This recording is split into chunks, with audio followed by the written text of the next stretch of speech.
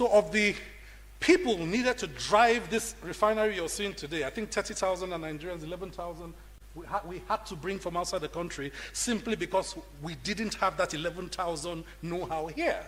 Now that's not a problem, because most societies actually start by borrowing the capacity to drive their development. The danger is not knowing when to transition from the borrowing to building your own. This is the miracle of emeritisation. It's the miracle of Saudicization. Is that for the last 30 years, they borrowed the technical capacity to build their sectors, but now they are in those 30 years, they built Saudis and Emiratis, and they're now transitioning back to their own. So even when we start these transformational processes with borrowed capacity to form our computational capacity to advance, where is the transition? Where are the hubs that allow for the transition of know-how, technology to come back to those of us that need it? So there are many other mandates.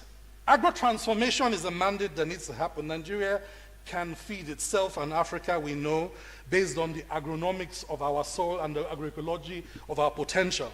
But we have not been able to do so. It's possible to build a $1 trillion sovereign wealth fund, possible to us. But again, we need to build the know-how. Nigeria today, to farm the entire Nigeria farmlands, needs 2 million mechanized workforce, 1 million agronomic scientists, ag-tech, ag-scientists. Where are they going to come from? And if they came, is the work ready? Right? We must create 25 million jobs in the next 4 years, and 25 million jobs in the next 30 years. And those jobs will come from industrial transformation. So there are clear national mandates that can make a difference. Okay? So let me illustrate how one hub worked, and I'll use the American hub as I close.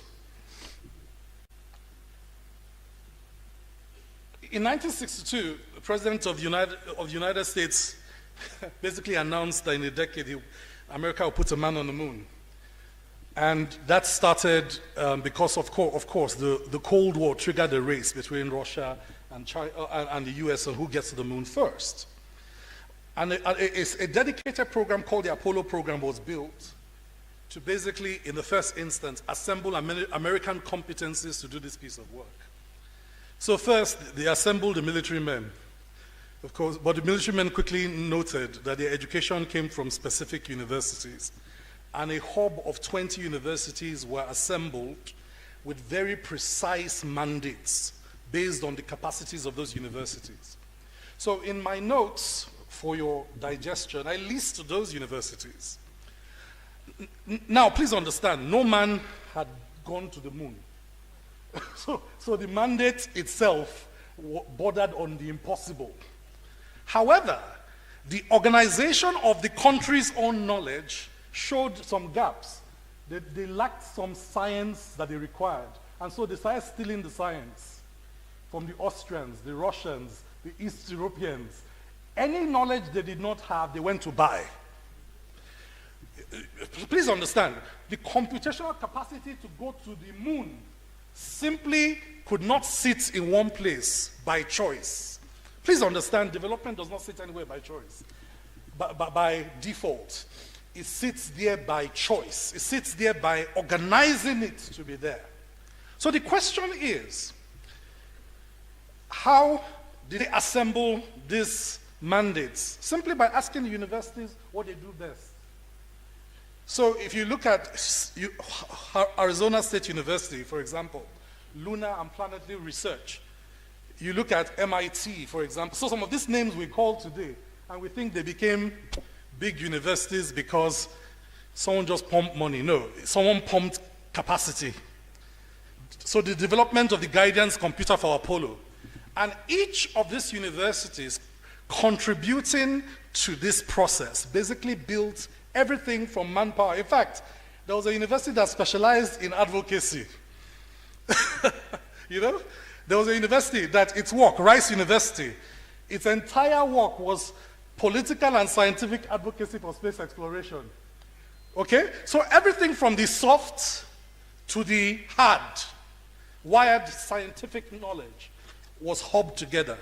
Now, hubbing does not mean the universities are assembled in one place. No.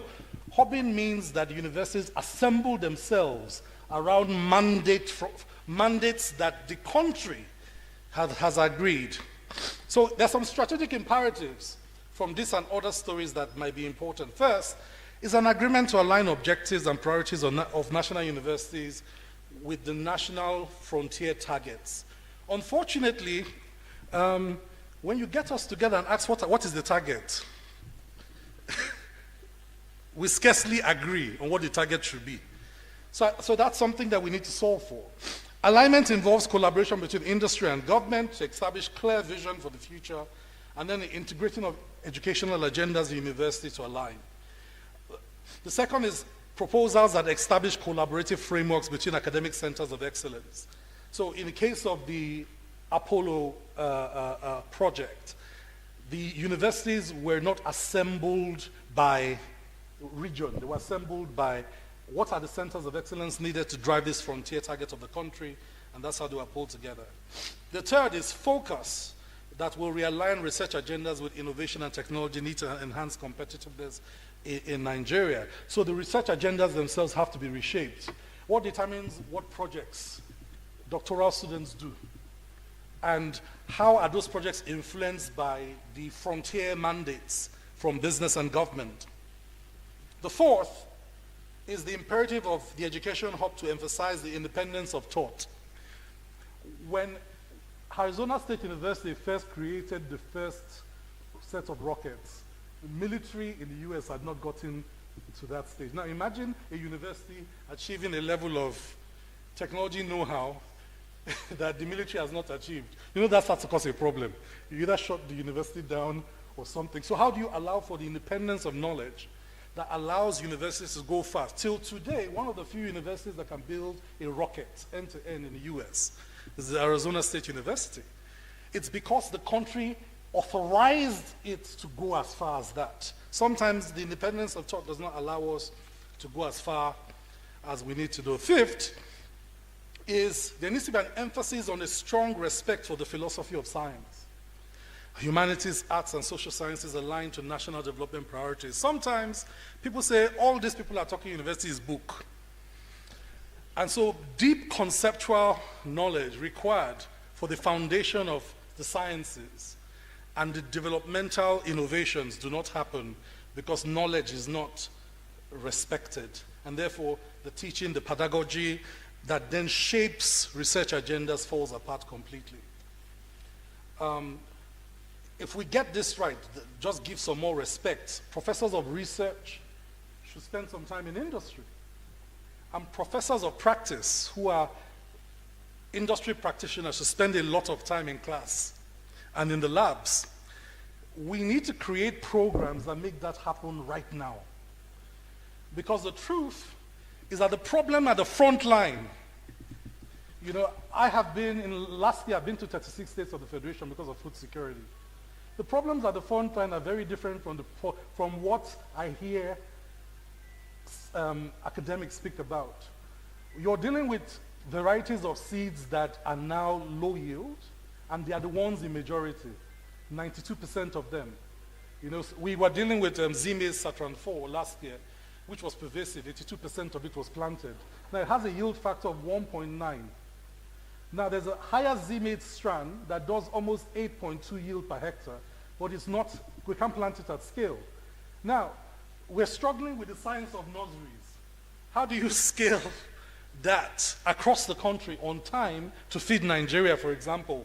So it will take professors of practice back explaining what's happening in the front for us to make progress. I spent a year in 2009, half of 2009 and half of 2010, in the Harvard Senior National Security Fellows Program. Grand commanders of Iraq, Afghanistan will return from war. They won't go home, they'll go to school. Yes, grand commanders, military ranked generals will leave theaters of war, come to school to debrief before they go home. And why? Because the philosophy for teaching the last set of generals to fight the last war was no longer useful to fight the current war. So the handbook of mass atrocities, the handbook for insurgency, was written in university campuses by debriefing military generals. Because sometimes, they are in the front line. They can see the fog of war. Does not mean they understand the science. Does not mean they understand the sociology. Does not mean they understand the art. Does not mean they understand the humanities of what they are dealing with. But when they come to an environment that they can be decoded of their experience, then you use conceptual frameworks and theoretical concepts to make meaning of what doesn't make sense. And that leads to different sets of solutions. So bridging this gap requires all our consensus. It doesn't, we can't tell the university system to do it alone. It won't happen. We need to build Nigeria's future based on a set of technologies we own. And we can't own it by ourselves, especially because we are behind. We did not participate in the first, second, and third industrial revolution. In fact, our experience of the third industrial revolution has been partly reversed because we went from a country that had manufacturing capacity for tires, for cars, and reversed that. We went from having Volkswagen in Lagos, Peugeot in Kaduna, to where you can't find them. Now, we need a consensus to pursue technology differently, to pursue it, to own it for ourselves. Okay? We have our children coding on other languages, other computer languages learned online. But here's the challenge. Most parts of the telecommunication backbone today are not built in Nigeria. In fact, beyond the mast and the civil engineering of the base stations, most of the switching technology are built elsewhere. But there are some brilliant entrepreneurs that are now translating some of the rare metals in Nigeria into computer chips now, here in Nigeria. What is the connection between that and the campuses? And how much of that will shape the future industry of rare metals? When I hear about rare metals in Nigeria, everybody's still telling me about how we should ship all of it away. The old model, the old science. Now, the seventh imperative is, once you forge the university hub like this, right, money stops being a problem. Sorry, just a note. Once you forge universities like this, money stops being a problem. In the last 5 years, MIT attracted $600 million just for improving solar. Stanford, $200 million with Gentech and Gilead Sciences, basically to create new diagnostic tools to detect cancer and other things like that early. So what we are finding is that universities that are tied to these hubs continue to attract more funding. Now, if you look at those names of those universities, these are the same universities that were in your Apollo project doing space. What they've mastered is not space. They've mastered the capacity to collaborate. The Ministry of Education needs to authorize massive, extensive liberties on partnerships that transcend what we have today. Holding institutions at the jugular to operate by this model that is not transformative does not work, has not worked, will not work. The seventh imperative is we need to establish the entrepreneurial hubs that help entrepreneurs understand what the university is doing and what they can take from the universities. When entrepreneurs think of universities, and it's not a Nigerian phenomenon, Steve Jobs checked out of his school, one of the best schools in the world, to go start his company. The founder of Facebook, Mark Zuckerberg, checked out of another school, right? What was the problem? The school could not catch up with innovation. And in fact, they felt that their professors were the inhibitors to innovation itself. So what have the schools done today? The schools have created innovation hubs in school to say, this is the boundary of the known. Between here and here, theoretical conceptual frameworks apply. Now, if you want to jump into the unknown, please, there's that box called, feel free to knock yourself out. But what that has done is that innovation that used to leave school because there was no space in school is staying in MIT, it's staying in Harvard, it's staying in INSEAD. And it's staying there now because these universities have understood that we hold the boundaries of the known. But our children and their minds hold the boundaries and the possibilities of the unknown. Your Excellency, distinguished ladies and gentlemen, a multidisciplinary, multi-dimensional, frontier, target-oriented national education hub or hubs requires political authorization to be globally competitive. So we have to do a few things. We have to rebuild Nigeria's intellectual foundation to enhance productivity and competitiveness. These hubs can build leaders that manage the workforce of the future.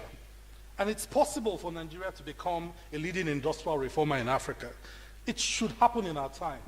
Because after 13 years of this university saying the same things, time to make progress, time to move, time to move. Number two, we need to establish an industrial development policy nexus with education hubs. When we discuss industrial policy, a lot of times we put education at the level of where we say skilled manpower and put a full stop. No. All the models we have seen around the world, education is at the core of the industrial development policy. At the core. At the core. Because it answers 5 questions. 1, if you are industrializing and you don't have the capacity and you need to borrow the capacity today, education answers the question where you will house the know-how to build the capacity tomorrow.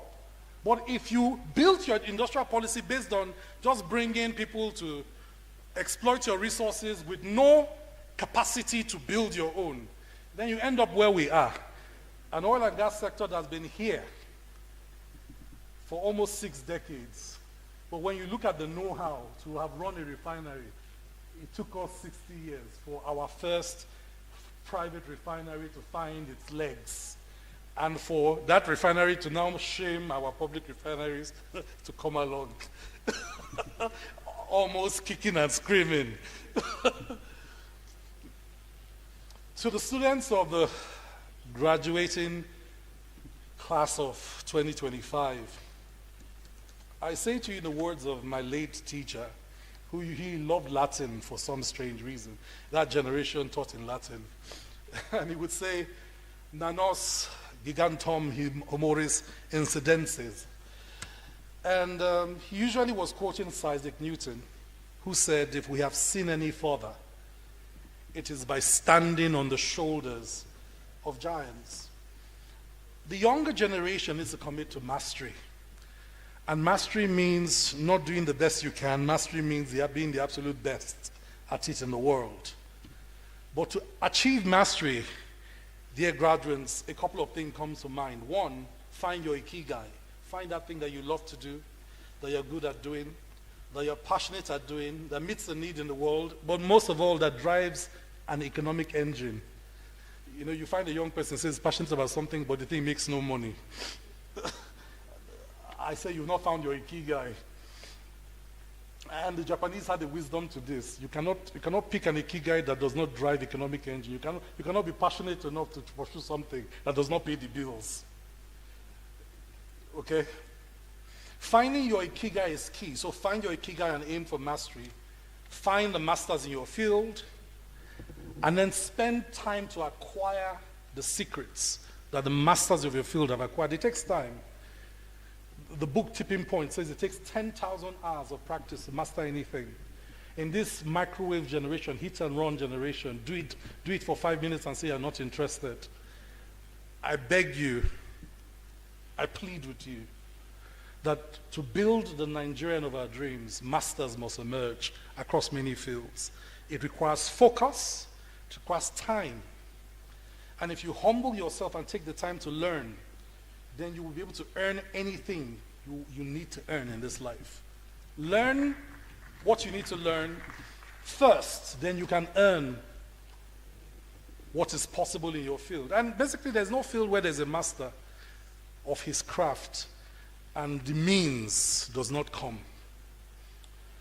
Mastery is a process, ladies and gentlemen, and for those of you that have been through the rigor of classroom learning and you're now graduating, the question is whether you're now ready for the next round, because your entire life will be the pursuit of mastery. But if you master your field, it will yield its results. And mastery, while it requires investment and effort, will be worth it, because you will be rewarded, has been celebrated as those who have made a difference in their field and in their world. So this is the proper order of things, ladies and gentlemen. If we see any further, it's because we as dwarves, we astride the shoulders of giants. And in our time, all things are possible. And whilst we deal now with a country that people beat blue, black, and red for being on its knees, a nation rises because of its people and its dreams. So I challenge you, rise. Thank you, ladies and gentlemen.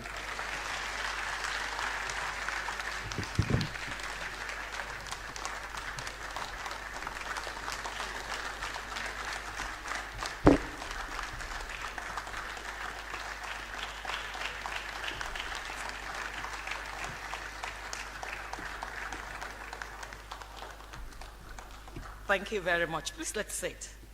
You will agree with me that today's lecturer has strategically put in the nation's space another topic for discussion with this guest lecture and convocation lecture. Please let's give him a better round of applause.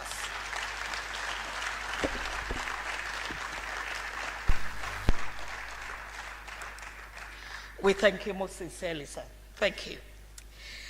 At this point, distinguished ladies and gentlemen, the chairman of the occasion says this is his first, and I'm glad he's starting on a beautiful note.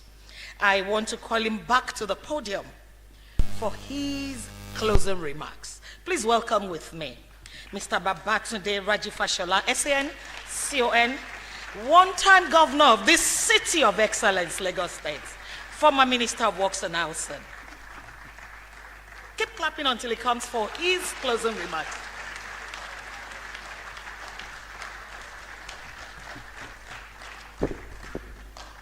Thank you very much. And I think that I would start by asking us to rise once again and give a thunderous applause to our guest speaker.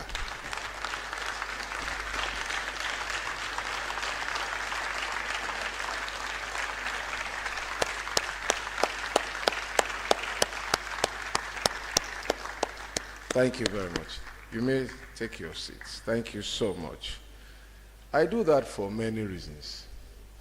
The first is that I had the privilege of seeing an advanced copy of the lecture.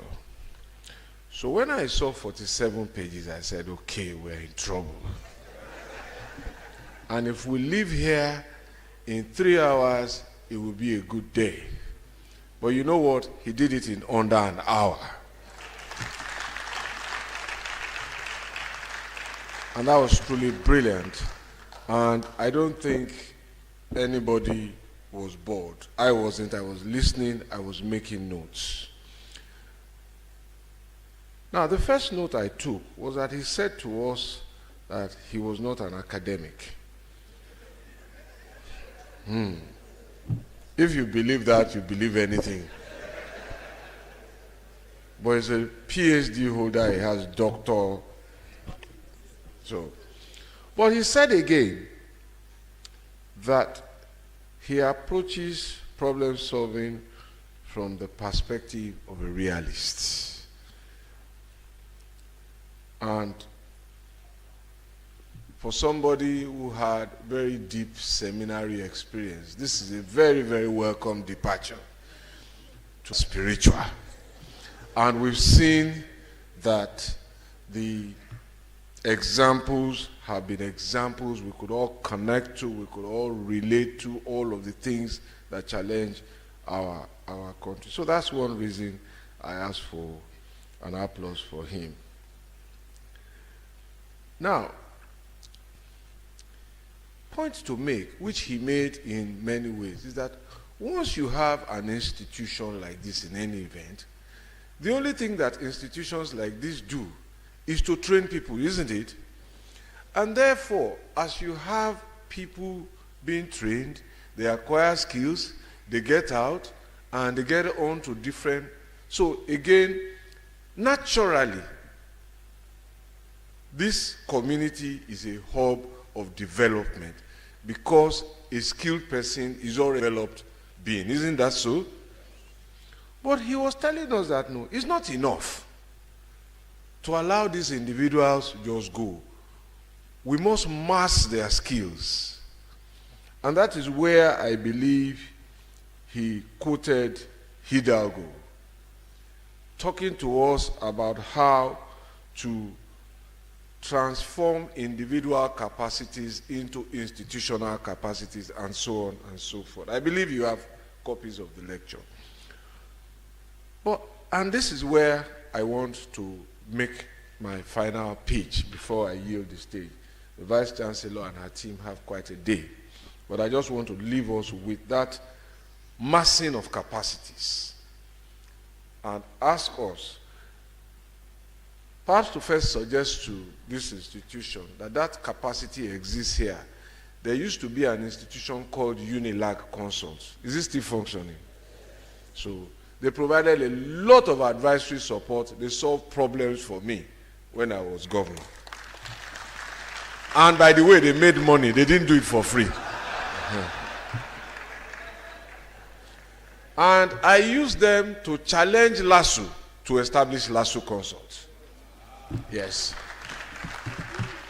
You know, we were back then in opposition, so I said all the money can be going to federal. Let's keep some in Lagos. But that's a kind of example of putting capacities of individuals into an institution. It's a debate. That's why I asked whether it is still existing. People talk about institutions without necessarily focusing enough on the individuals. But the truth is that institutions are developed and destroyed by individuals. When institutions do well, it is good men and women who have done well. And when institutions do otherwise, it is men and women who drop the ball. So using Unilag, for this conversation to move forward beyond the lecture, I just asked this question. How many of us are familiar with the word Dirty December? We all know it. Fantastic. Do we know how it started? Aha. Research. It was credited to one singer, but that's not the conversation. The life of his own. But there is enormous opportunity there. The numbers that are unverified about the economic impact alone is tremendous. But while we are frolicking and partying, the other world is already watching. If you use your search engine and enter Dirty December, you will see an entry by Wikipedia. They're already monitoring. But it's happening where? Here. So they found out that in the month of December alone, remittances from diaspora is already equivalent to 4% of Nigeria's GDP. Is that a developmental opportunity? Who is curating it? Who is branding it? Who is mobilizing the manpower around it? So nations live on a subset of tourism that they call MICE. MICE is an act been done properly. I don't imagine in future if it didn't go on well. You say you want to have an invention like this, and you are going to have a chaotic situation. God forbid. But just tells us again that you must take to the rules and make sure we do things very well. So what exactly do you look forward to? Because she had mentioned a lot of things when it comes to our vision, our projections for the university. And she termed it future ready, a 10-goal drive. What do you think you're most looking forward to as an individual? Okay, I must tell you, the scholarly presentation.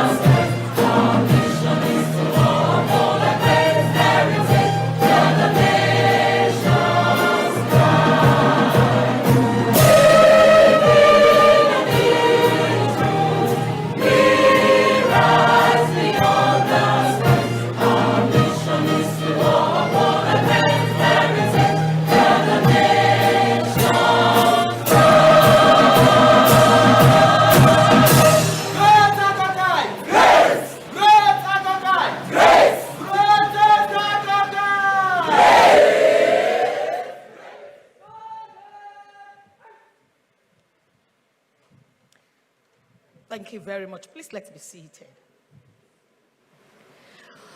Once again, I welcome us to University of Lagos, University of First Choice, and the nation's pride. It is our 60th year.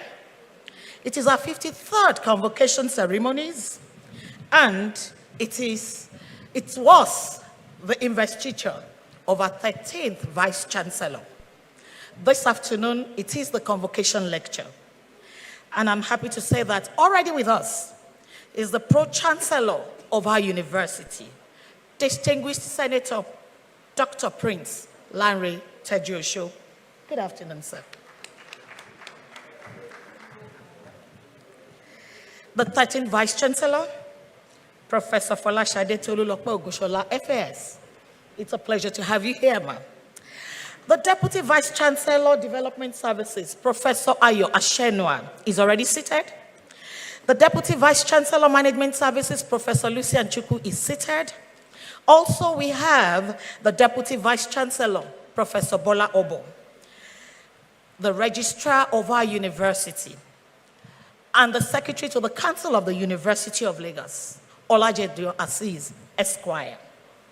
The Bursar of our university, Mrs. Adekunle, is also here in the hall with us. The University Librarian, Professor Yetunde Zaid. And the Provost of the College of Medicine of University of Lagos, Professor Wale Oke, is in the house. Please let's give them a round of applause. Distinguished ladies and gentlemen, it is lecture, and our convocation lecturer is here. Also, Chairing this convocation lecture, the chairman is already in the house. The lecture will be delivered by none other person than Mr. Chineye Mba Uzoku. He's the managing partner, Grand Central Africa. You're welcome to our university, sir.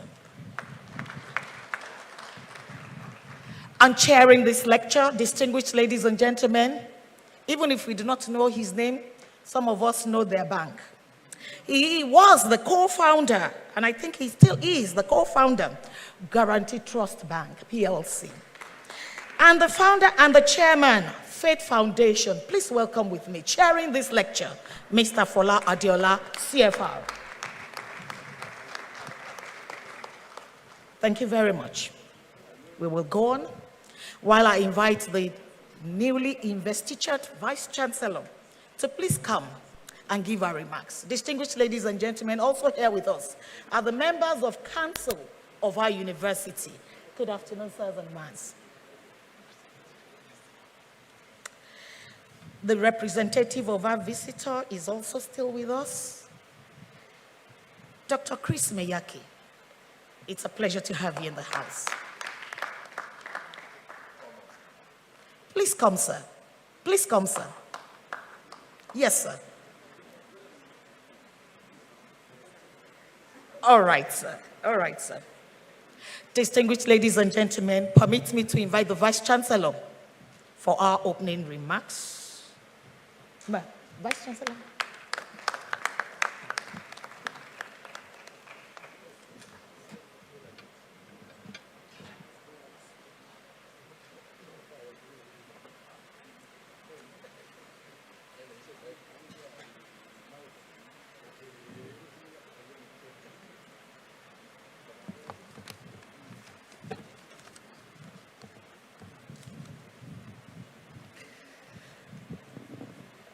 The visitor, President of the Federal Republic of Nigeria, His Excellency Muhammadu Buhari, GCFR, ably represented by the Deputy Executive Secretary of the Nigerian University Commission, Dr. Chris Meyaki.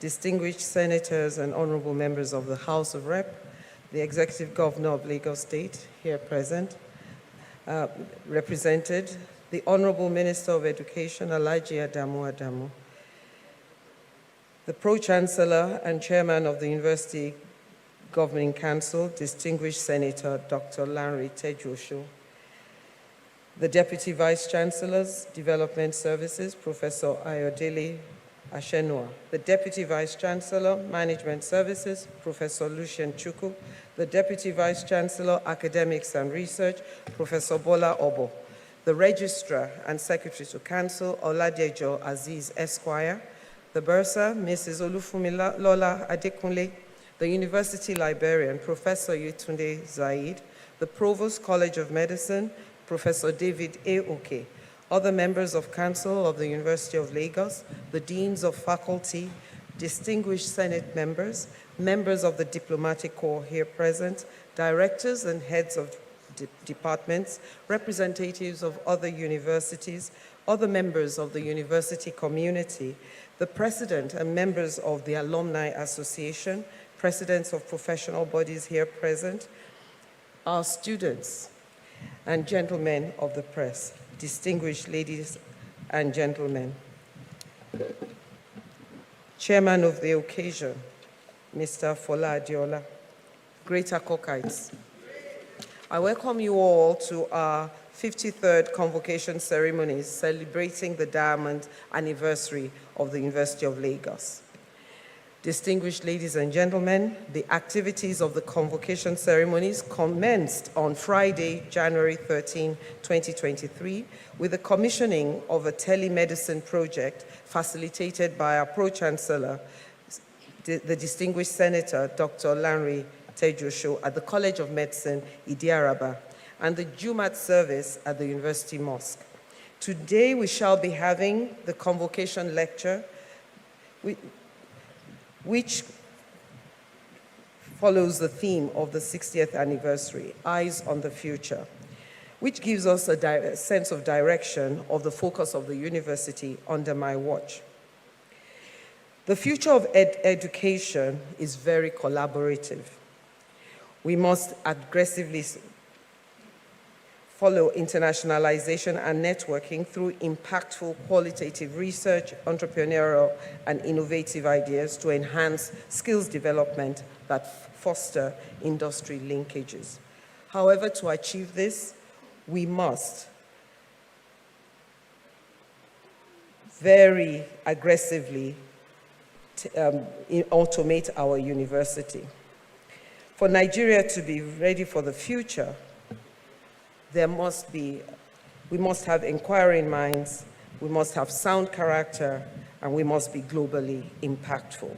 The university must consolidate on all its investments in scholarship, digitization, discoveries, financial independence, as well as develop new policies that ease the process for employing international adjunct lecturers and facilitate international accreditation.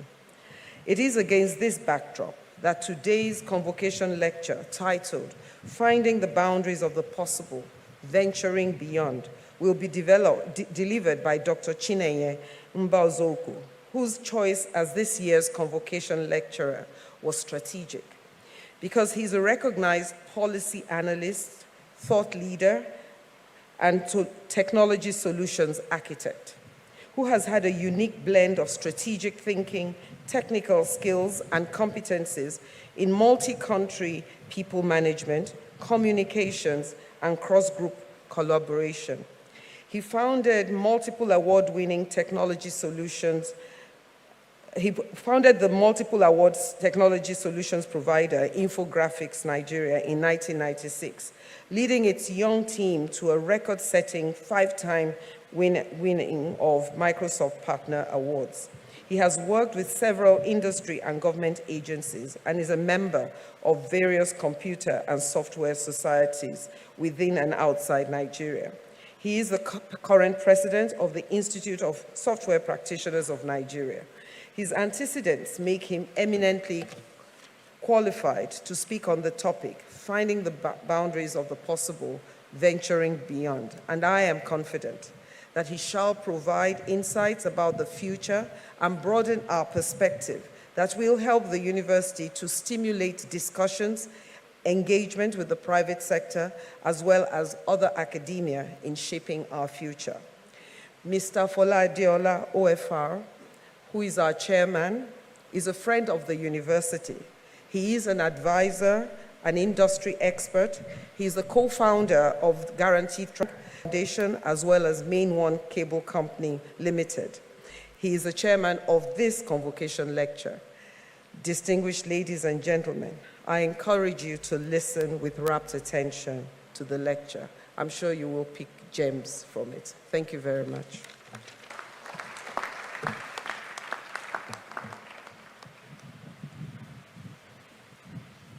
Thank you very much, ma'am. Distinguished ladies and gentlemen, the next thing on our agenda is the prelude book presentation, University of Lagos, the 6th Decade. And I have the joy and pleasure to invite to the podium the Deputy Vice Chancellor, Development Services, Professor Ayodele Ashenwa, to coordinate the section.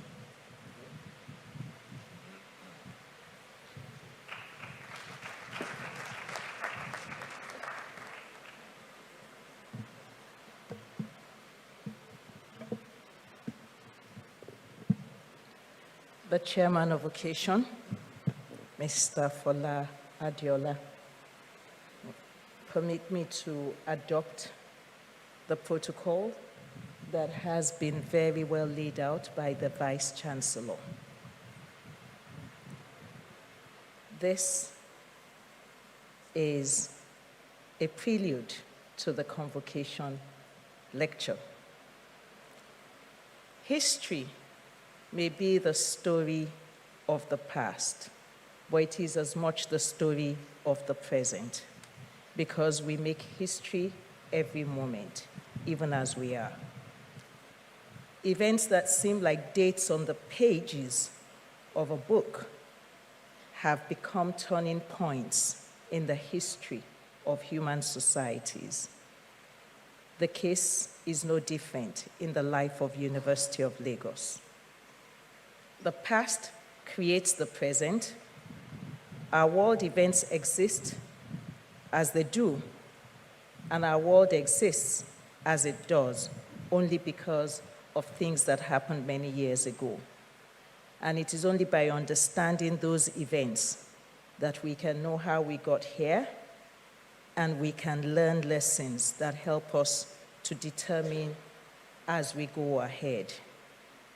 At the University of Lagos, our history does not stay behind us. It walks alongside us daily, teaching us lessons from the past, offering us guidance that assists us to keep on course our avowed mission.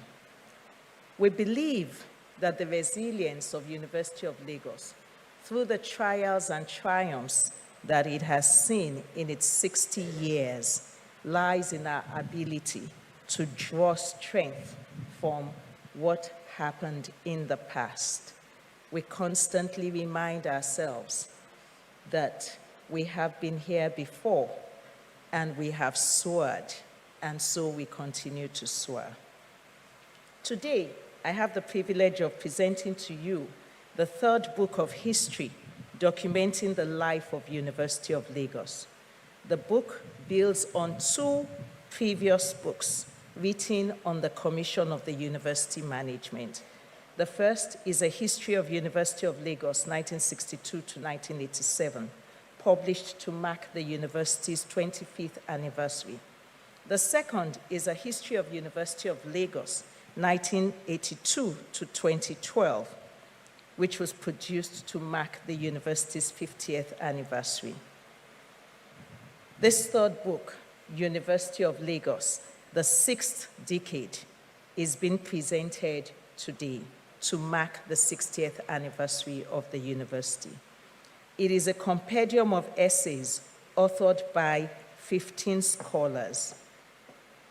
The work is edited by two historians of note and renowned scholars, Professor Rufus Taiwo Akinyele and Professor Olufunke Akinboye, both of them of the Department of History of the University of Lagos. Opening with reflections on the first 5 decades of the university, the book closes with the title, Engaging the Past to Shape the Future. Comprising of 15 chapters, authored by members of our scholarly community, the book spans topics around the university's infrastructural development during the period of the university's 6th decade, academic growth as reflected in the development of our various faculties, departments, centers, institutes, positive changes in our university's administration, staff and students' welfare, security are all well documented. Our efforts at building bridges through our internationalization mission, our aggressive efforts at promoting research, innovation, and entrepreneurship, our very daring embrace of private and public partnerships, as well as our responsiveness to our nation's needs by designing bridge programs to respond to the needs of pre-university population, are all recorded in this work. I will certainly not go into an extensive review of the book, least of all an academic review, at this presentation, as we share the podium with the main event, the convocation lecture. As a scholarly community, I can assure you that the book will see much critical review in due course. Hence, I will end this brief statement on the book, University of Lagos, the 6th decade, by inviting everyone who is here to pick a copy, even as you exit this hall. It will also be available online for purchase, and I invite you to place your orders. And on this note, it is my honor to invite the chairman of this event, the Pro-Chancellor, the Pro-Chancellor and Chairman of the Governing Council, as well as Madam Vice Chancellor, to please rise and publicly present the book, University of Lagos, the 6th decade. Thank you.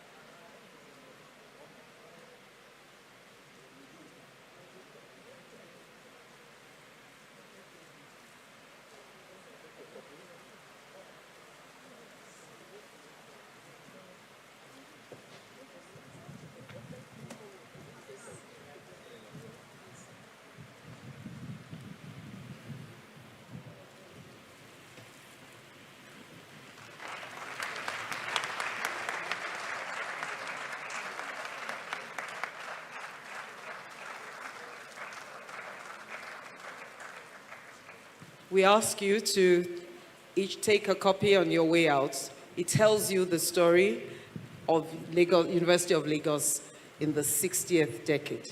We are just starting the 70th. So pick one and get a bit of history. Thank you very much.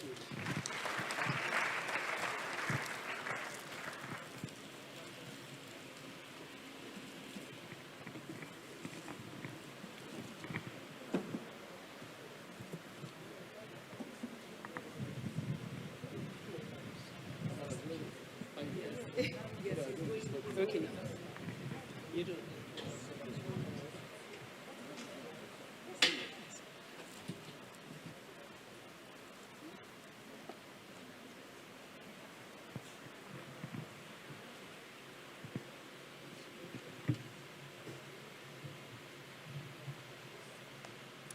Just like we heard, copies are available.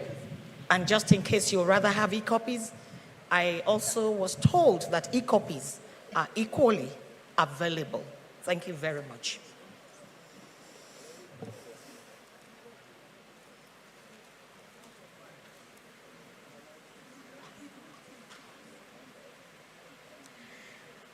We will continue with the lecture while I call the chairman for his opening remarks. Please join me as I welcome to the podium Mr. Fola Adiola. Thank you very much.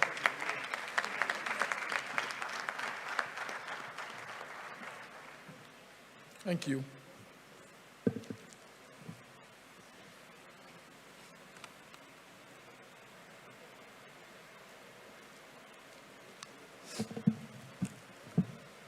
Providence has played this game once again.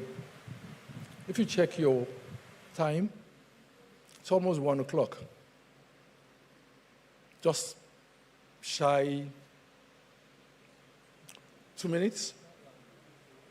So assume, and another way of saying 1 o'clock is 13 hours.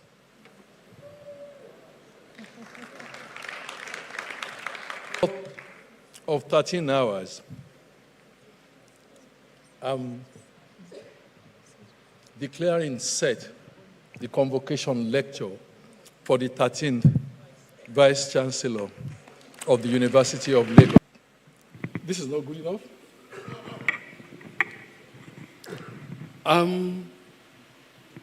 Providence plays tricks on us, and this is one such trick.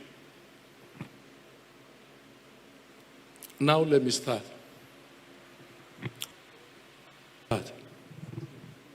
The Obi of Onitsha.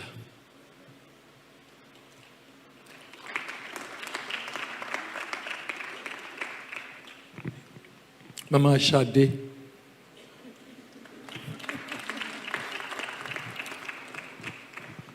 Mommy Ade Ajayi. Àwọn ará Ìbàdàn.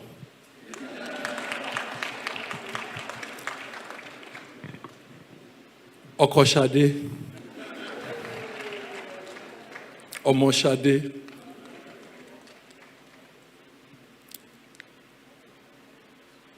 11th, and 12th Vice Chancellors, University of Lagos. Ladies and gentlemen, I'm not going to scare you, but the purpose of this afternoon is to listen to Chinenye Mbazoku deliver a lecture. He has done all the work.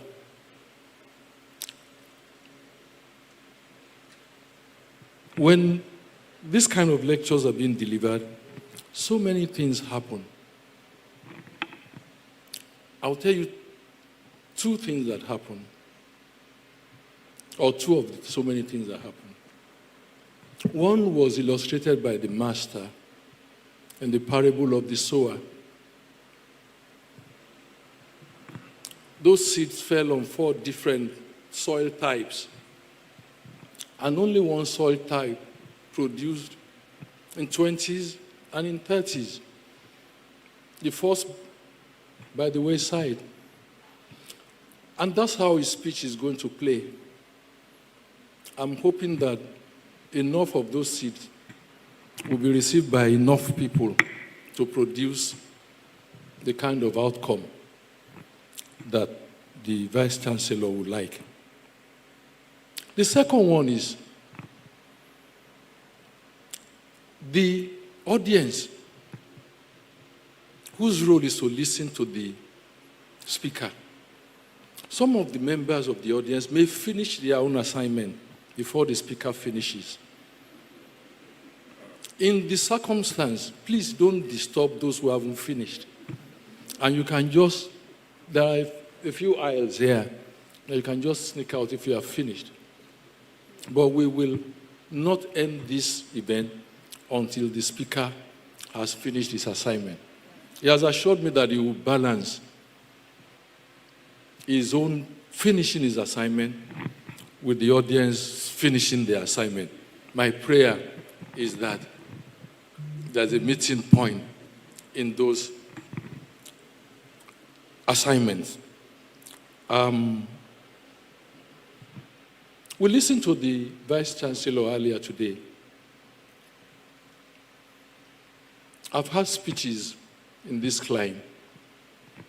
When you say something was simple, easy to understand, it was a speech that would qualify. And I did a summary. And my summary is simple, one-liner: growing the farm. Growing the farm. Farm, not F-A-R-M, but farm, F-I-R-M. Vice Chancellor Ogunshola said she wanted to grow reputation. She wanted to grow financing. She wanted to grow infrastructure. And she wanted to grow manpower. And then the rest was elaboration of how she was going to do this. As a lazy student, I always use mnemonics to study. So I said to myself, if I have to write an exam on this and they ask me at home, what did she say she wanted to do? And then I said to myself, R-F-I-M doesn't make sense. F-R-I-M doesn't make sense. F-I-A-R-M makes sense. So I rearranged it. VC Ogunshola will grow financing, will grow infrastructure, will grow reputation, and will grow manpower. And I said, hey, Folashade Ogunshola is going to grow the farm. And what is the farm? The University of Lagos. So I'm going home easy. Any of my teachers can ask me the question, what did she say? And I'll tell you that she was going to grow the farm. Grow the farm. Your work is cut out for you. And I started learning mnemonics since I was in Form 2 of high school. I always tell this story. Dr. Nnamdi Azikiwe, may so rest in peace, was giving us a speech, the annual speech day. And halfway through his speech, the man just went into Latin.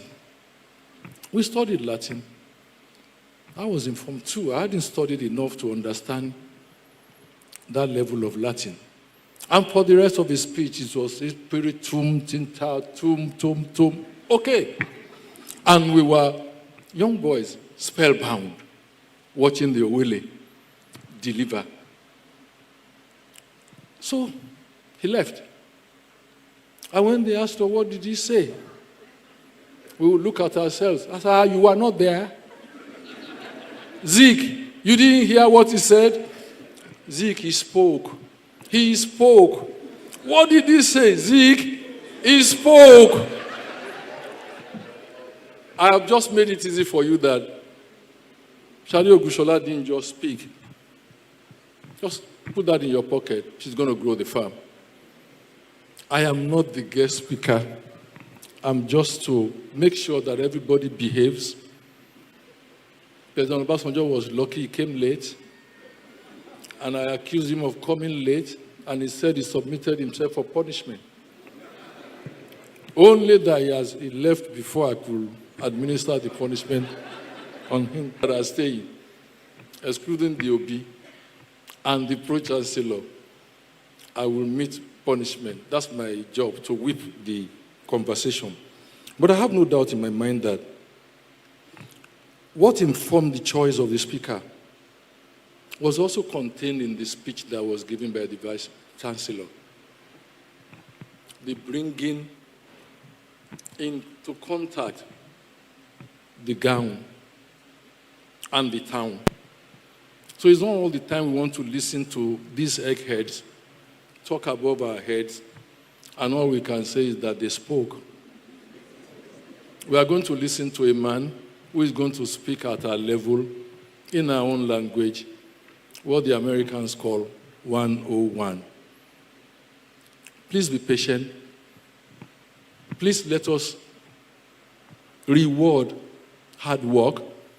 It's not easy for a person to put this together for our benefit, and then we decide that our own assignment is ended before his own assignment is ended. I wish you a pleasant listening. Congratulations, VC.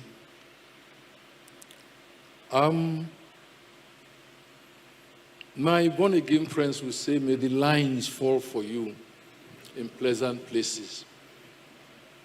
I've tried to analyze and understand, but because everybody says amen after it, I want to say that may the lines fall for you in pleasant places. Jobs like this are not without their challenges. Fortunately, you have deposited into your husband and your children's bank account that even though you are not there, they still love you. Please still love her. She's not going to be there more now, but for good. But for good. It's God that blesses endeavor. We pray that He will bless your endeavor. You are working with people, and you've said it, teamwork. If we can do it together, the Pro-Chancellor, the Vice Chancellor, the members of Council, not them and us, not us and them. If we can make that work in a relationship, communication is what they say is the key. Let's communicate. It's not all the time that we will agree, but once we understand where we stand, then we are fine. And in our disagreement, we needn't be disagreeable. I wish you well. Consult. You are born into this because I knew your father. So you are not going to prove to be a VC. You're just going to be a VC. That's who you are. There's nothing to prove. All that they've read in your citation, prove to who? We pray that you will be a VC. One that will be remembered. When Mrs. Adiajayi got here, the whole place went round cross, and she wasn't the VC. She only just knew the VC. And your VC tenure will be to the glory of God and for the benefit of humanity. So is my wish. To the moderator, I hand over. Thank you. Thank you very much, sir. Thank you, sir.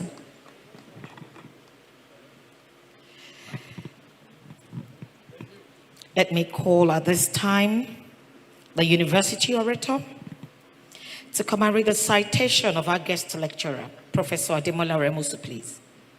Please give him a round of applause. Thank you very much. May I humbly request the guest lecturer to be upstanding. The chairman, sir, I adopt also all the established protocol.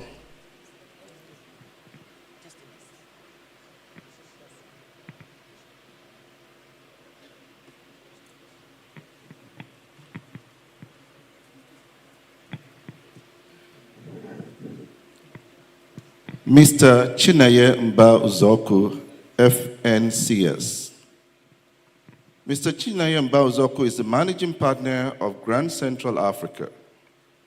He holds a bachelor's degree in political science of the University of Nigeria, Nsukka, and has almost 30 years of eclectic career spanning marketing communications, digital design, strategy, software development, and digital transformation consulting in private and public sectors. A recognized policy analyst, thought leader, and technology solutions architect, he has a unique blend of strategic thinking, technical skills, and competencies in multi-country people management, communications, and cross-group collaboration. From organizing children's program as a teenage founder of Big Brothers and Sisters on the university campus, to leading sector growth and national strategic reforms, Chineye is driven by a family tradition of community involvement and transformational leadership. He founded multiple award-winning technology solutions provider Infographics Nigeria in 1996, leading its young team to a record-setting 5-time winner of Microsoft Partner Awards, including 2-time winner of Microsoft Worldwide Partner Award for solutions, architecting, and delivery of over 60 enterprise software integration and digital transformation projects in financial services, manufacturing, rail, and telecommunications. In 2007, he joined Microsoft Corporation as General Manager, Anglophone West Africa, leading the largest OpCo in Sub-Saharan Africa with oversight of 7-country portfolio as a member of Microsoft EMEA management team responsible for 53 countries. His passion for the advancement and future of Africa, Nigeria, and its youth was evident in his special focus on winning expanded investment in programmatic initiatives such as Innovative Teacher Award, Nigerian Software Summit, Imagine Corp, Partners in Learning, Youth Leadership Summit, and the successful delivery of Microsoft Windows Language Localization Program in Hausa, Yoruba, and Igbo, creating access for millions of digitally disenfranchised by lack of literacy in English language. With this background of multi-country responsibilities in Africa, he left Microsoft to pursue his vision of a borderless Africa transformed by a digitally empowered youth as managing partner of the technology strategy consulting and project management firm Grand Central, where he works with his team to engineer Africa's digital transformation in government, healthcare, education, oil and gas, and media, entertainment, and financial services sectors.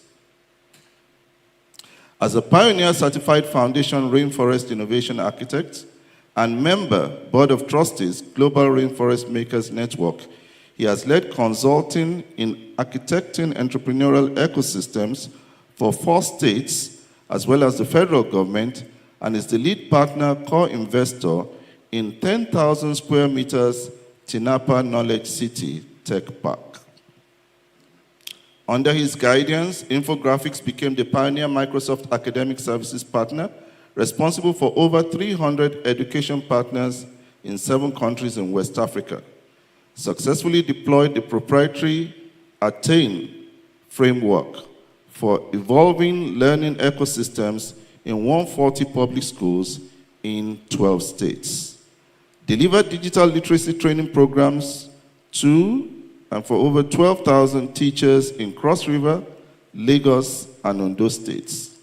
He designed and executed a turnaround program for MTN Foundation Schools Connect in 62 schools across Nigeria, consulted on state education strategy to Cross River State, including the Institute of Technology and Management, UGEP, Cross River. For Imo State, the TVET Transformation Program, he is member of Vice Chancellor's Technology Advisory Council, University of Nigeria, Nsukka. He also consulted for Lagos State Economic Advisory Group for the 2015 to 2019 Education Sector Diagnostics for Lagos State Government. He led strategy consulting for Imo State University Pro-Chancellor Retreat 2021 and serves Program Manager a Coastal School Transformation Project with Lagos State Ministry of Education, among other projects. Chineye is a passionate communicator, problem solver, with strong organizational leadership and decision-making skills, and an experienced investor in youth-led startups.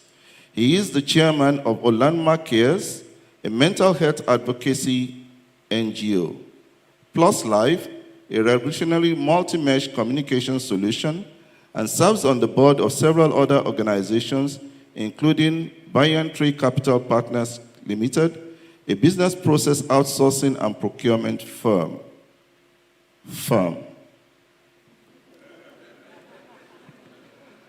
As a public speaker and change agent, he is a fellow of the Nigerian Computer Society, a council member of Computer Professional Registration Council of Nigeria, and is the current president of the Institute of Software Practitioners of Nigeria. He is a co-founder trustee of the Education Reform and Innovation Team, ERIT, a collaborative of over 160 reform organizations in Nigeria, and serves as technical co-lead and member Education and Manpower Thematic Work Group of Federal Government Agenda 2050. He is a member steering committee of the NESG Digital Economy Policy Commission and chairman Central Organizing Committee of the 28th Nigeria Economic Summit. Chineye is married to Wangi Mba Uzoku, and they have 3 children, Chiora, Toya, and Somse. I present to you our guest speaker, Mr. Chineye Mba Uzoku. Thank you.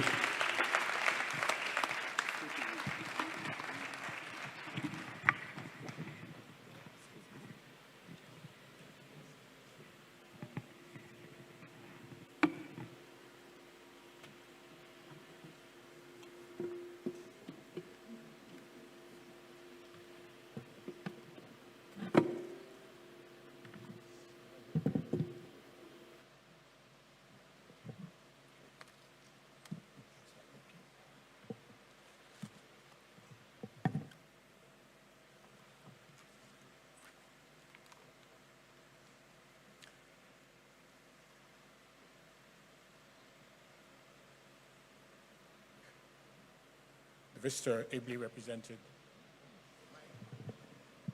the Pro-Chancellor and Chairman of Council, Vice Chancellor, Governing Council members, and the respected Ubi of Onitsha, all other protocols duly observed with your permission. I understand that we are far spent in terms of the day, and the book that you have with you is really for you to read when you leave here. So please do not do the assignment here. I also have good news for you. When I was a student in University of Nigeria, Nsukka, I went through a number of courses. I won't bore you with the details of the different courses that I studied before they finally released me. But I learned one lesson very early in my second round, which was that the best lecturers always keep some marks in their pockets.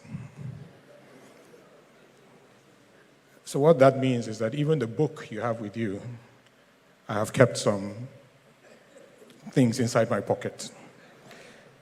So today, I will try to cover what I would like to speak about as expeditiously as is possible.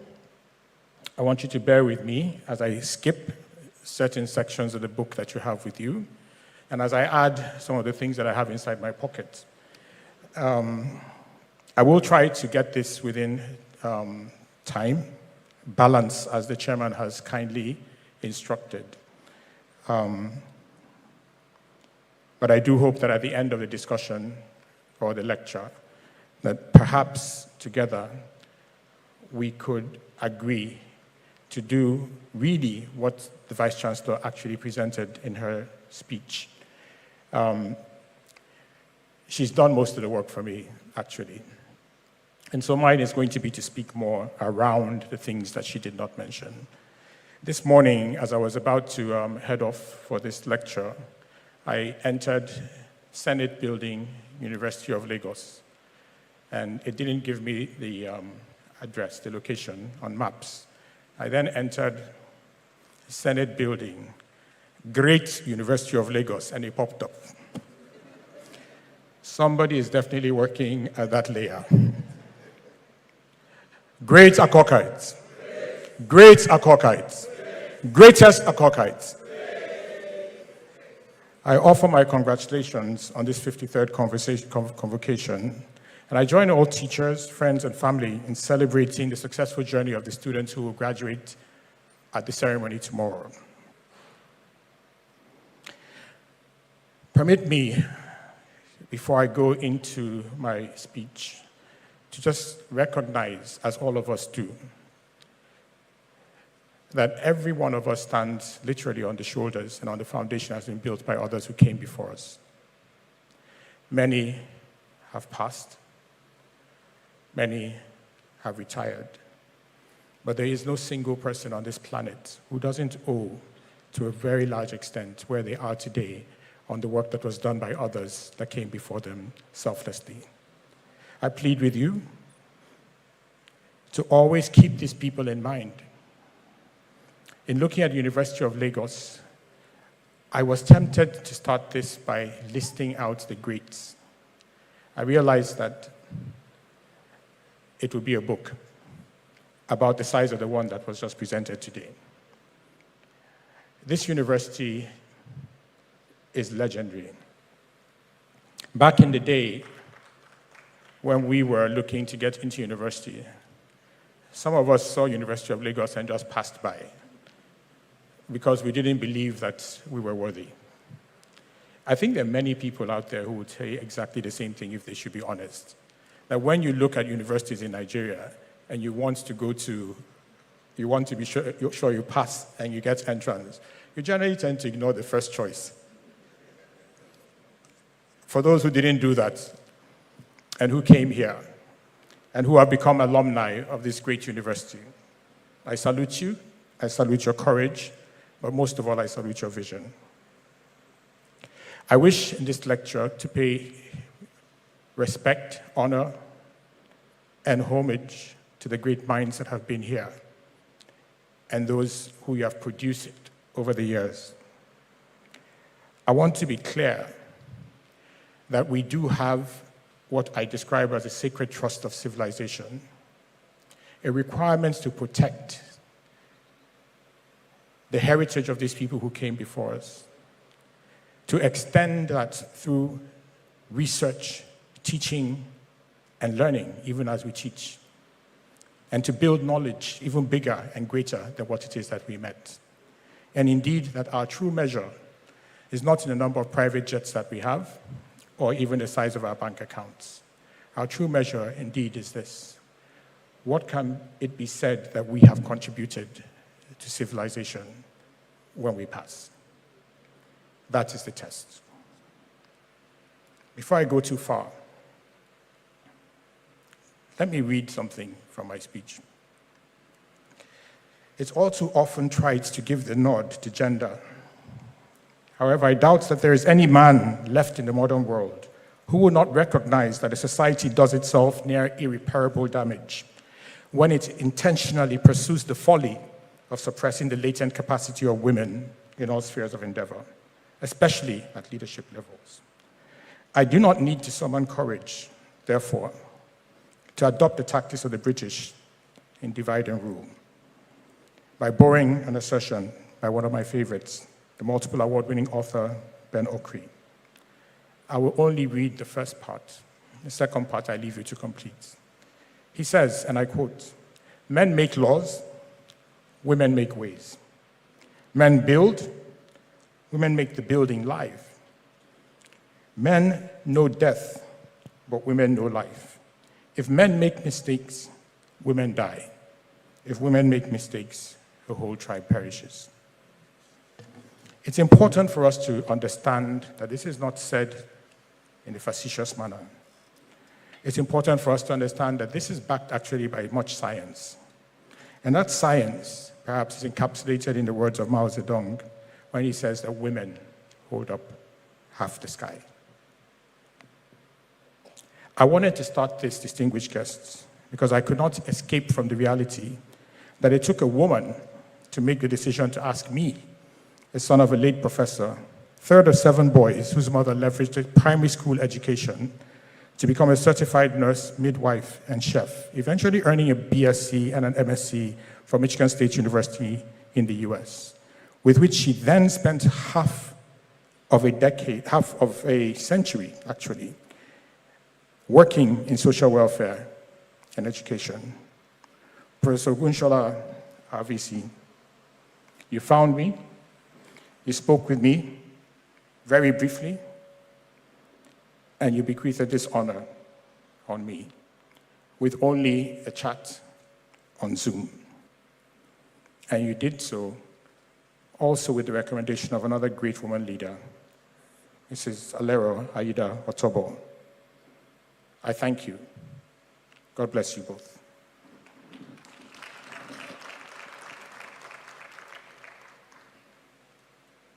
I will return to the concept of leadership and provide some insights from my perspective on what leadership is.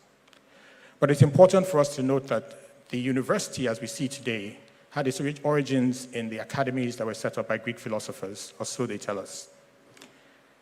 Plato was the one who offered the solution to a just and peaceful and progressive society. He believed that it lay in breeding a cadre of philosopher kings for the specific and exclusive function of governance, that men may be guarded from themselves. He understood, as most philosophers have, that man is made up of 2 parts, the good, the bad. And balancing these 2 requires a clear understanding of your role, your function, your value, your purpose of being alive. And that it was important not to take it for granted. And so he set up the academy in Greece. And from the academy, men began to understand the benefits of institutions of learning, places where you gather to exchange ideas, where knowledge is offered freely and taken by others, and knowledge is built and extended, and civilization grows thereof. It was the academy that eventually birthed the university. And it's very interesting for us to understand that the university itself, interestingly, was not founded in the places that we think it was. I did a little bit of research, and I found that the 4 oldest universities in the world are located in Africa. The first was established in Tunisia in 737 AD. Second in Morocco was founded by a woman in 859 AD. The third in Egypt in 975 AD. And the fourth, 989 AD. It took Europe, what we call Europe today, a century more to catch up with Africa. Therefore, we should not feel that the universities are things that we are alien to our environment. No, they're intrinsic to our culture and our understanding that we always have to pass knowledge on from generation to generation. And that is why I grew up in an environment where knowledge was exalted, where all you needed to say was your father was a lecturer, and people would bow. Not today, where the sirens drive everyone off the road, and where the lecturer is seen as somebody who has to get their gift and their reward in heaven. But fast forward 1,000 years later, and we can understand that there's a crisis in our universities today. There's a lot of data that is provided in the book with you. I took it from the findings of perhaps what I think is the most comprehensive study of 61 universities in Nigeria back in 2012. That report, funny enough, I had to search aggressively to find it because it isn't a publicly acknowledged document. But everyone who gets hold of that document, and maybe we should share it with each other, just as a way of a background, would see pictorial representations of the state of 61 universities in Nigeria in a survey that was carried out by the regulators and representatives of ASU. The pictures were grim. Unfortunate. Today is not a day to dwell on the sad things, but it is important for us to note almost everything that was called out in the 2012 reports, a decade later, represent the situation in our universities today. Clearly, something is wrong. It's in my place, I believe, to take literally the flak by saying the things that need to be said and pointing out to all of us that are here that we have a collective ownership of this challenge, this problem that is plaguing our tertiary education system. There's no point looking at people and pointing fingers, assigning blame. The reality is also contained in that same report. 189 slide deck, 189 pages, comprehensive study. And in that study, at the end, they came to a conclusion. That conclusion was that the challenge, the biggest challenge that universities face, the biggest, was not infrastructure. It wasn't necessarily curriculum. The biggest challenge that they faced was leadership. Transformational leadership. Leadership that is prepared, just like Plato was referring to, just like Aristotle was referring to. Leadership that is prepared for leadership and has at its heart a desire to transform, a compulsion to change things and not leave things, and to be actively disliked if the final purpose of transformation is to be met. These leaders are not popular leaders. They're rarely applauded. They're rarely celebrated. And so in that report that focused on leadership, they pointed out that until we put in place in our universities the caliber of leadership that is required, we will not get the transformation that we need. And the transformation covers all the dimensions that have been spoken about. I took a look as well at the university and the university's progress in the context of Nigeria. And the numbers, again, were alarming. They're alarming because we are one of the most intelligent nations on the planet. I am not the one saying so. There's a book called The Triple Package by a Professor Amy Chua of Yale University. And in that book, she makes it clear and has stated elsewhere that in the United States of America, the sixth is Nigerian. The sixth. To understand the import of that, we need to recognize that we are ourselves capable. We should reject the sense that we have a problem that is uniquely Nigerian that cannot be solved. In other words, that there's something wrong with us. Nothing is wrong with us. What we are and where we are is a consequence of leadership. Because it takes leaders to step forward and to carry everyone else along, to articulate a vision, define where the university is going, where the country is going, and then build the support, the manpower, the human capital that's needed to make it happen. When you fail to do that, you have a problem. I will speak briefly around some of these numbers. These numbers are interesting. I will summarize them. Some of what you see in the report has, of course, been updated. The visitor, ably represented, did mention today that there are 221 universities. As at the time that we checked and developed this, there are about 170. So it speaks to, but we did record that there are about 200 universities awaiting licenses, and that NUC was committed to expanding the capacity of institutions and raising the number from where it was before to what it is today. However, when you look at gross enrollment, which is a measure of the